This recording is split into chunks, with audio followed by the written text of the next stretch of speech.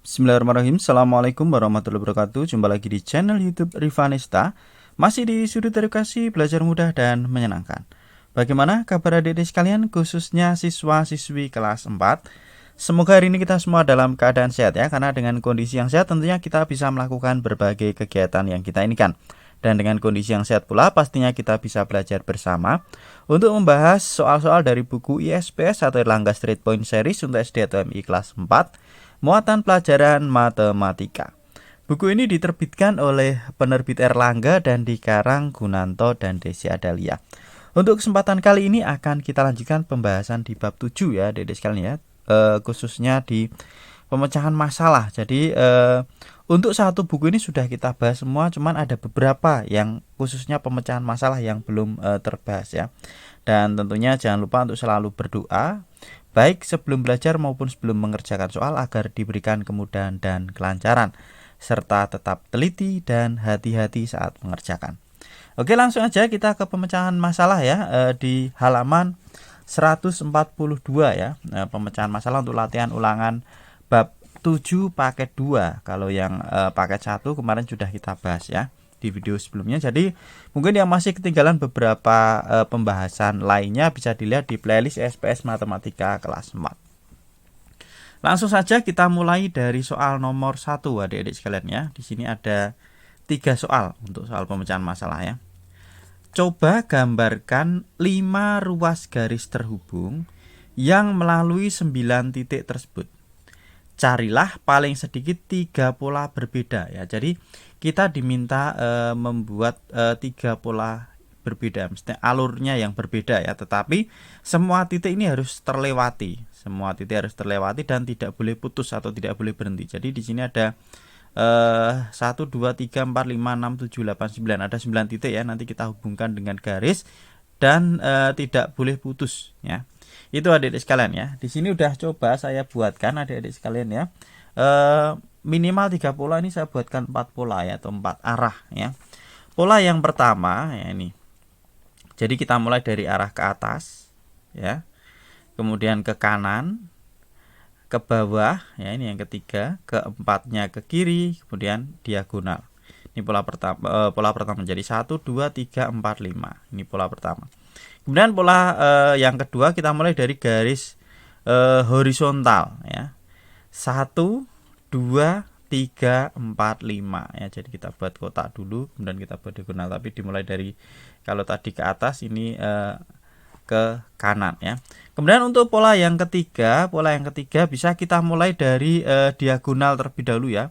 Titiknya kita mulai dari sini ya, dari sini boleh ya. 1, 2, 3, 4, 5 ya. Ini ya dari sekalian, ada 5 buah garis dan tidak terputus dan semua titik terlewati. Kemudian pola yang keempat ya di sini. Jadi kita mulai dari sini adik-adik sekalian ya, dari atas. 1, 2, 3, 4, 5. Ini adalah pola yang keempat ya. Sebenarnya ada yang lain ya, adik-adik sekalian bisa dicoba mau dimulai dari mana. Misalnya dari sini juga tidak apa-apa, 1, 2, atau mungkin dari mana ya, atau mungkin dari sini bisa juga ya, 1, 2, 3. Nah bisa, silahkan dicoba. Kalau mau ditambah, ini hanya referensi ya, saya hanya buatkan 4 buah pola. Intinya semua titik harus terlewati ya, itu, dan tidak boleh berulang. Jadi kita teruskan ya. Oke, itu untuk soal nomor 1. Sekarang kita ke soal berikutnya, nomor 2 adik-adik sekalian ya. Gambarkan bangun dengan petunjuk berikut. Nah, ini kita diminta untuk menggambar bangun ya. AB adalah garis horizontal ya. Coba kita buat atau kita gambarkan bangun di sini. Nah, kita gambar di sini aja ya. Jadi AB adalah garis horizontal, kita buat garis horizontal ya. Nah ini kita kasih nama garisnya yaitu AB. Oke, selanjutnya AB tegak lurus dengan AC dan sejajar dengan CD ya. Oke, jadi AB tegak lurus dengan AC. Nah ini misalnya kita buat AC nya yang sini ya. Ini adalah AC ya. Maaf kok A lagi. Ini C ya. Ya, jadi AB tegak lurus dengan AC. Kemudian sejajar dengan CD, sejajar dengan CD. Nah, AB sejajar dengan CD, berarti kita buat di sini misalnya ya. Ya, ini adalah CD ya. Jadi AB tegak lurus dengan AC, oke, sejajar dengan CD. Jadi AB sejajar dengan CD, AB tegak lurus dengan AC. Oke. Nah, ini sekarang garis AC sejajar dengan BD. Nah, AC sejajar dengan BD. Lah ini berarti kita buat garis. Nah, ini ya. AC sejajar dengan BD. Lah ini sejajar. Oke. Hubungkan keempat titik tersebut, bangun datar apa yang terbentuk. Lah ini. Nah, setelah kita hubungkan ternyata terbentuk bangun segi 4 ya. Segi 4 yaitu persegi ya. Boleh persegi, boleh persegi panjang Adik-adik sebenarnya. Ini jadinya segi 4 persegi. Ini ya. Jadi segi 4 ini bisa persegi panjang ya sebenarnya, karena sesuai dengan langkah-langkah yang ditunjukkan atau sesuai dengan petunjuk di soal nomor 2 ini, yang terbentuk adalah bangun segi 4 ya, bisa persegi, bisa persegi panjang. Nah, itu adik-adik sekalian ya. Sekarang kita lanjutkan ke soal nomor 3. Nah, perhatikan gambar berikut. Nah, ini ceritanya ada 2 buah garis jajar ya, kemudian dipotong oleh 2 buah garis ya. Oke. Lah di sini kita lihat ya, ada A, B dan C ya. Nah, belum diketahui sudutnya. Kemudian yang diketahui sudutnya adalah baru yang bawah ini ya. Ini 40 derajat. Ini saya tuliskan 40 kenapa? Karena ini adalah sudut luar berseberangan ya. Kalau ini 40 maka di sini juga 40. Termasuk di sini juga 40 adik-adik sekalian ya. Karena ini sudut bertolak belakang. Kalau bertolak belakang 40 ya, itu.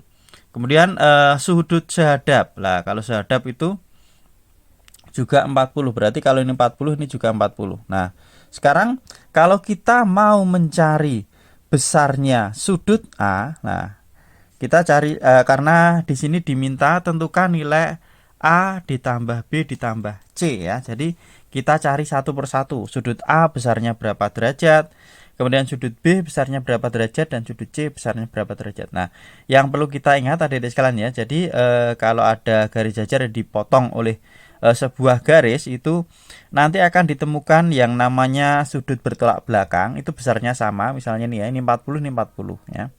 Kemudian sudut yang sehadap ya, ini 40, ini juga 40. Nah, kemudian ada sudut luar berseberangan ya. Jadi patokannya ini 40, ini juga 40. Kemudian ada sudut dalam berseberangan. Sudut dalam berseberangan itu berarti sini. Ini 40, ini juga 40. Nah, ini dalam berseberangan ya. Itu.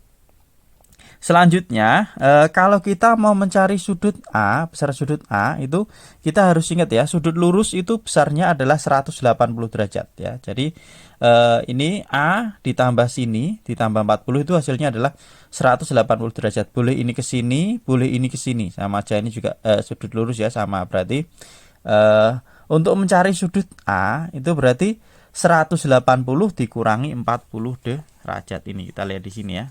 Untuk mencari besar sudut A itu adalah 180 derajat dikurangi dengan 40 derajat. Nah, maka besar sudut A adalah 140 derajat. Nah, ini besar sudut A 140 derajat. Kemudian besar sudut B ya, besar sudut B itu adalah 40 derajat. Nah, sudut B 40 derajat. Kalau kita lihat di sini, sudut B dan sudut C itu adalah sudut dalam berseberangan. Kalau sudut B 40 derajat, maka sudut C juga 40 derajat. Maka nilai A ditambah B ditambah C ya. A ditambah B ditambah C berarti sama dengan 140 derajat ditambah 40 derajat ditambah 40 derajat ya. Itu hasilnya berapa? 140 ditambah 40 sama dengan 180 derajat ditambah 40 derajat. Sama dengan berapa? Sama dengan 220 derajat nih. Jadi besar A ditambah B ditambah C sama dengan 220 derajat. Itu adik-adik sekalian ya penjelasan untuk soal pemecahan masalah di halaman 142 ya. Oke, terima kasih ya atas waktu yang diberikan ya untuk kita bisa belajar bersama. Semoga bermanfaat dan mohon maaf apabila ada kekurangan. Silahkan mungkin kalau ada pertanyaan bisa dituliskan di kolom komentar ya.